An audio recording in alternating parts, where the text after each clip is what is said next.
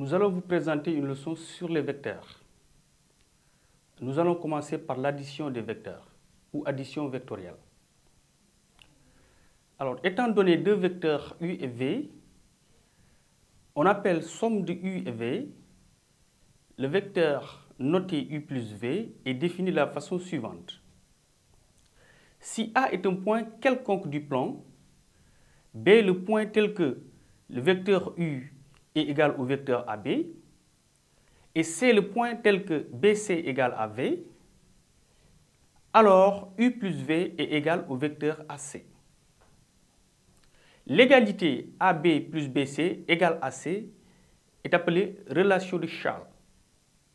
Ainsi, lorsque nous avons un vecteur U et un vecteur V, nous pouvons trouver trois points A, B et C, tels que le vecteur U soit égal au vecteur AB, le vecteur V égal au vecteur BC. Ainsi, ce qu'on appelle le vecteur somme de U et de V, qui est noté U plus V, c'est le vecteur AB plus BC.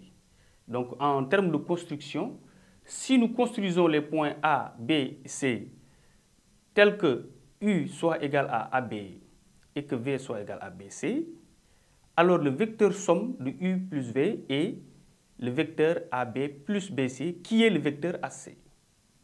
Donc le vecteur qui part de A et qui se termine en C, qui est donc le vecteur AC, qui est le vecteur somme des vecteurs AB et BC.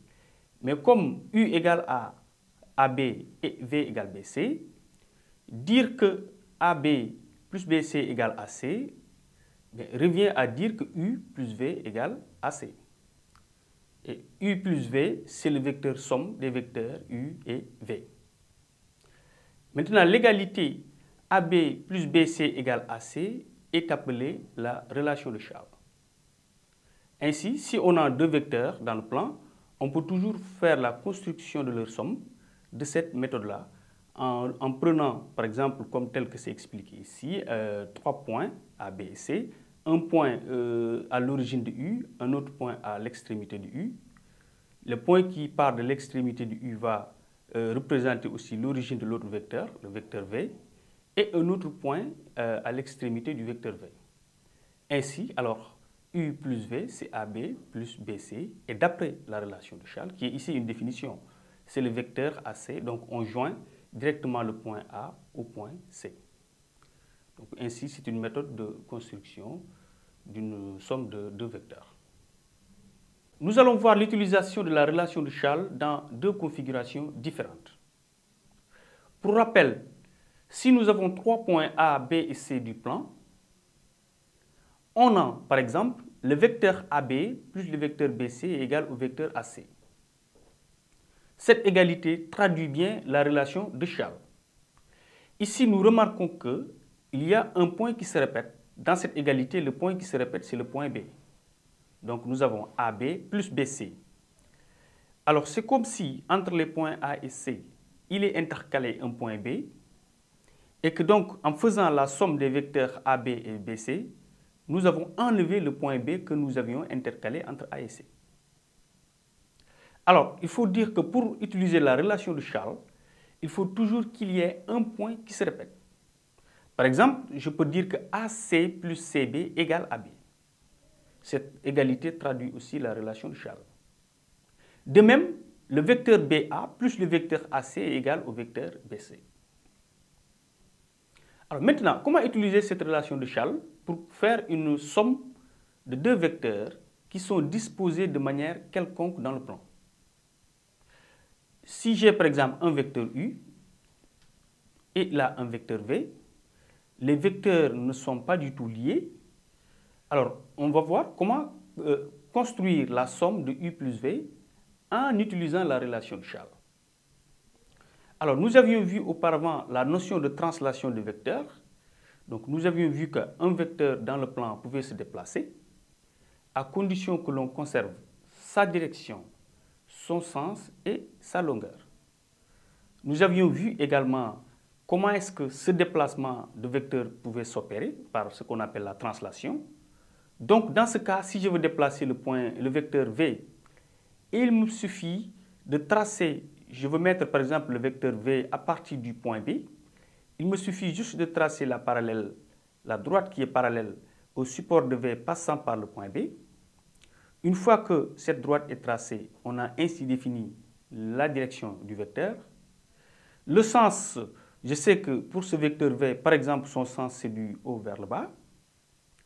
Pour la longueur du vecteur V, pour maintenir la longueur du vecteur V, il me suffit de prendre un compas, par exemple, et de considérer un écartement correspondant à la longueur de V et de reporter le même écartement ici à partir du point B. Ainsi, le vecteur V qui est là est déplacé ici. Alors maintenant, pourquoi a-t-on déplacé le vecteur V? Alors le vecteur est déplacé pour pouvoir appliquer la relation de Charles.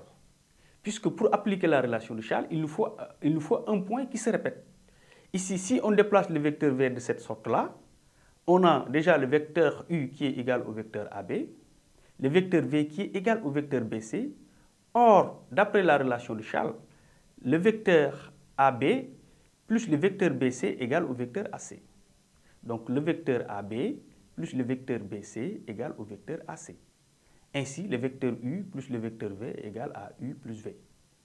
Donc, dans cet exemple, nous avons construit la somme de deux vecteurs qui ne sont pas du tout liés, qui n'ont pas la même direction ni le même sens, qui n'ont même pas de point en commun. Alors, mais il faut, dans ce cas, savoir translater un vecteur. Savoir translater un vecteur, donc ça c'est déjà vu, la translation se voit depuis la quatrième. Donc c'est le déplacement d'un vecteur dans le plan en conservant sa direction, son sens et sa longueur. Alors une autre configuration où on utilise la relation de Charles pour construire une somme de deux vecteurs, une configuration très fréquente en troisième, qu'on appelle d'ailleurs, cette méthode s'appelle d'ailleurs la méthode du parallélogramme. Alors, méthode du parallélogramme, puisque nous allons voir que dans la configuration apparaît un parallélogramme. Donc, si j'ai deux vecteurs, U et V, j'ai un vecteur U, un vecteur V. Alors, j'ai bien expliqué tout à l'heure que je peux ne pas avoir les vecteurs disposés toujours de cette manière-là, U et V, comme ça, consécutifs. Mais cela ne nuit pas du tout à la généralité, puisque si les vecteurs ne sont pas disposés de cette manière-là, on peut toujours déplacer l'un d'eux par translation pour avoir cette méthode de disposition des vecteurs. Donc si j'ai, par exemple là, le vecteur U, il a le vecteur V, donc le vecteur U, il est égal au vecteur QM, le vecteur V, il est égal au vecteur MN. D'après la relation de Charles, QM plus MN égale à QN. Ainsi, U plus V égale à U plus V, qui est le vecteur représenté ici en rouge. Alors, quel est l'intérêt de cette méthode? L'intérêt de cette méthode, c'est que si j'ai deux vecteurs qui ont la même origine, pour faire le vecteur somme, je construis simplement le quatrième sommet d'un parallélogramme. Ici, c'est le sommet qui est la N. Quels sont les vecteurs ici qui ont la même origine? Tout à l'heure, j'ai parlé de U et V. Le vecteur U, il est égal au vecteur QM. Le vecteur V, il est égal au vecteur MN. Mais figurez-vous, le vecteur MN, ici, il est égal au vecteur QP, puisque le quadrilatère est un parallélogramme. Donc, le vecteur QM plus le vecteur QP égale au vecteur QN. Donc, si j'avais déjà le vecteur QM et le vecteur QP, alors pour construire le vecteur somme de QM et QP, je construis simplement le quatrième sommet du parallélogramme, le parallélogramme QMNP. Nous allons à présent voir les propriétés de l'addition vectorielle. Les propriétés que nous allons voir sont surtout liées aux opérations. La première des propriétés nous dit que si on a deux vecteurs U et V, alors on peut faire la somme en commençant par n'importe quel des deux vecteurs. Ça veut dire que si j'ai deux vecteurs U et V, le vecteur U plus V est égal au vecteur V plus U. Par exemple, dans cette configuration, j'ai deux vecteurs, le vecteur U et le vecteur V. Alors, le vecteur U plus V est représenté en rouge. Et si je faisais le vecteur V plus U, ce serait le même vecteur. C'est comme l'addition au niveau des nombres. Donc, pour additionner deux nombres, il n'y a pas d'ordre. On peut commencer par n'importe lequel des deux nombres. 3 plus 5, c'est la même chose que 5 plus 3. De façon générale, A plus B, pour les nombres, c'est la même chose que B plus A. Donc pour les vecteurs aussi, additionner faire U plus V revient également à faire V plus U. Alors dans cette configuration, par exemple, si je représente ce point par A, celui-là par B et ce point-là par C, alors le vecteur U plus V, il est égal au vecteur AC, d'après la relation de Charles, puisque j'ai AB plus BC qui est égal au vecteur AC. Alors maintenant, le vecteur V plus U, toujours dans ce cas, alors je vais remplacer le vecteur V par le vecteur BC.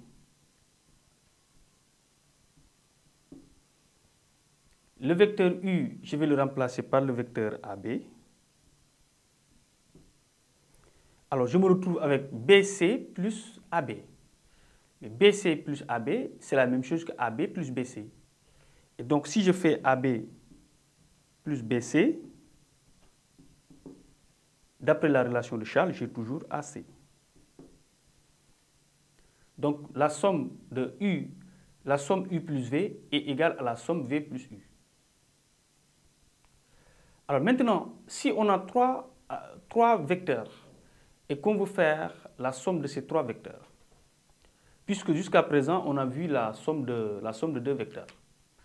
Alors d'abord sur la méthode, comment construire la somme de trois vecteurs? J'ai par exemple un vecteur U, un vecteur V, un vecteur W. Alors je rappelle que même si les vecteurs ne sont pas disposés de cette manière-là, on peut toujours par translation se ramener dans ce cas-là. C'est-à-dire on peut toujours faire en sorte que, par exemple, l'origine de V coïncide avec l'extrémité de U, etc. Alors si je veux faire la somme de U, V et W, d'abord on fait la somme de U et V. U plus V est déjà construit. Et on additionne U plus V au vecteur W. Donc on fait la somme de U plus V et de W. U plus V étant ce vecteur AC, W étant ce vecteur, par la relation de Charles, ici si je note ce point par S, par relation de Charles, j'ai le vecteur AC plus le vecteur CS est égal au vecteur AS. Donc pour faire la somme de trois vecteurs, qu'est-ce qu'il faut faire? Il faut d'abord construire la somme de deux quelconques de ces vecteurs. Et après faire la somme du vecteur nouvellement construit et du troisième vecteur qu'on n'avait pas pris en compte. Alors c'est cette propriété qui est illustrée ici, qui dit que si on veut faire U plus V plus W, c'est la même chose que de faire U plus V plus W. Ça veut dire que si j'ai trois vecteurs U, V et W, je peux d'abord commencer par construire U plus V. Le résultat, on l'additionne avec W. Ou bien je prends le vecteur U, je le mets de côté, et je construis V plus W. Le résultat, je l'additionne au vecteur U. Cette propriété également a été connue chez les nombres. On sait que pour additionner trois nombres, on les additionne deux à deux dans l'ordre que l'on veut.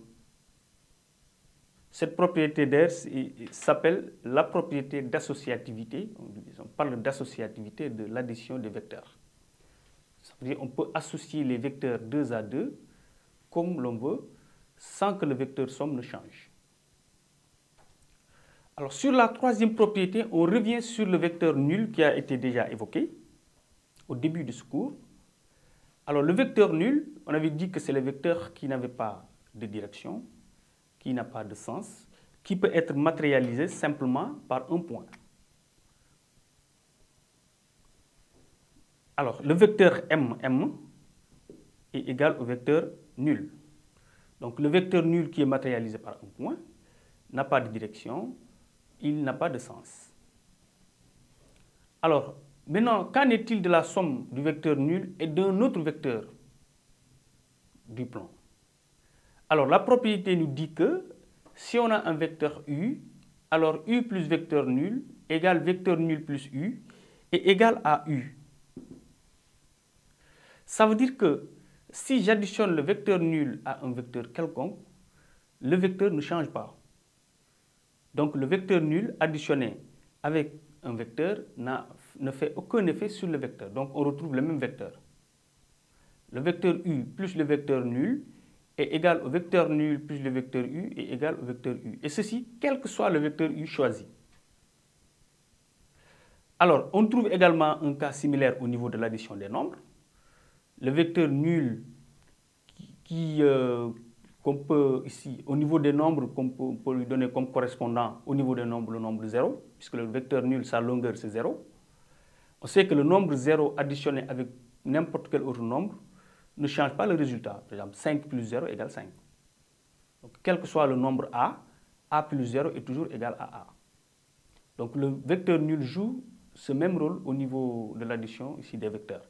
Quand on additionne le vecteur nul à n'importe quel vecteur, u, on obtient toujours le vecteur u qui ne change pas. Alors, on avait aussi parlé de l'opposé d'un vecteur. Tout vecteur admet un opposé. Mais l'opposé d'un vecteur u est noté moins u. Là aussi, on trouve un cas similaire au niveau des nombres. L'opposé d'un nombre réel x est noté moins x.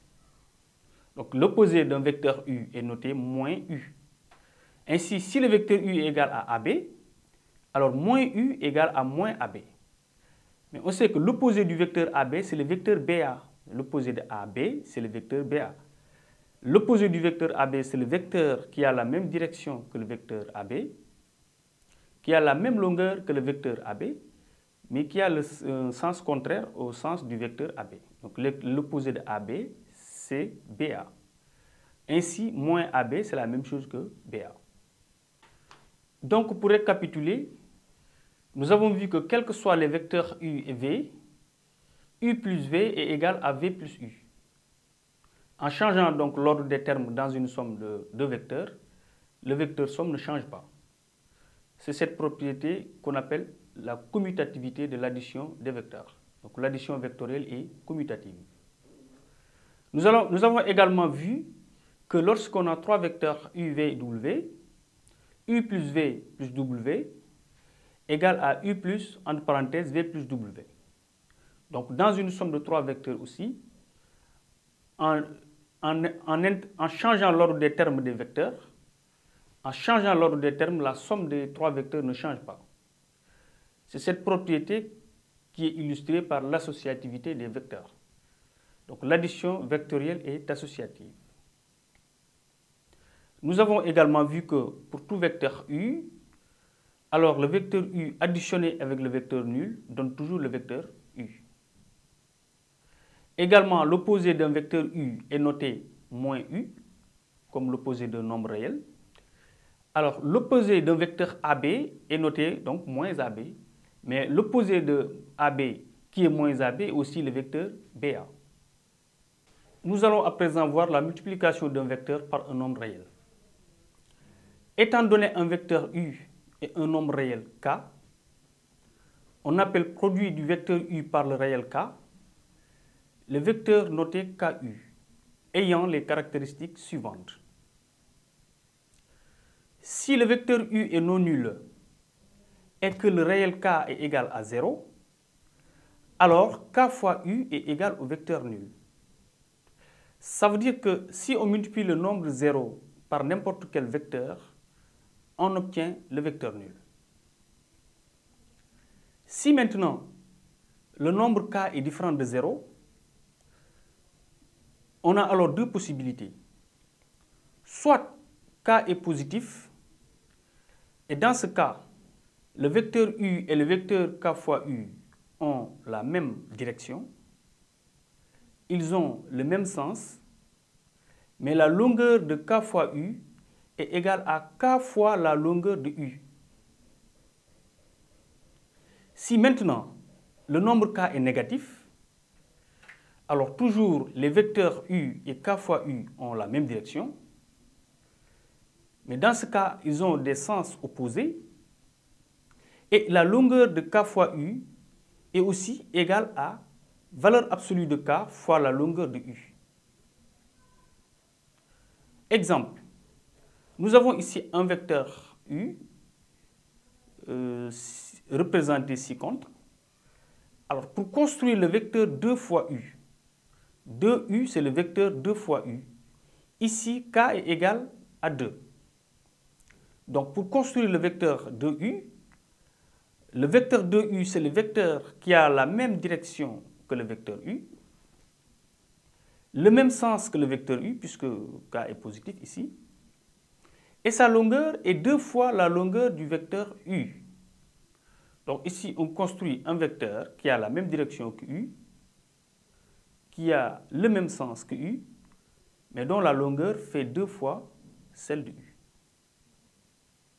Par contre, pour construire le vecteur moins 3u, donc moins 3u, c'est moins 3 fois u. Ici, il s'agit de la multiplication du vecteur u par un réel négatif. Donc, le vecteur moins 3u a la même direction que le vecteur u, c'est-à-dire le support du vecteur moins 3u et le support du vecteur u sont parallèles. Le vecteur moins 3u a un sens contraire à celui du vecteur u. Et le vecteur moins 3u a une longueur égale à 3 fois la longueur de u. Donc ici, on prend 3 fois la longueur de u. Donc on voit que les deux vecteurs ont la même direction. Par contre, ils n'ont pas le même sens, ils ont des sens opposés. Et le vecteur moins 3u, c'est 3 fois, sa longueur fait 3 fois la longueur du vecteur u. Donc ce qu'on a illustré dans le dernier cas, en disant que si le nombre k est négatif, le vecteur u et le vecteur k fois u ont la même direction, ils ont des sens opposés, et la longueur du vecteur k fois u est égale à la valeur absolue de k multipliée par la longueur du vecteur u. Puisque ici le nombre k est négatif, quand on prend la longueur de k fois u, donc on prend la valeur absolue de k qu'on multiplie par la longueur du vecteur u.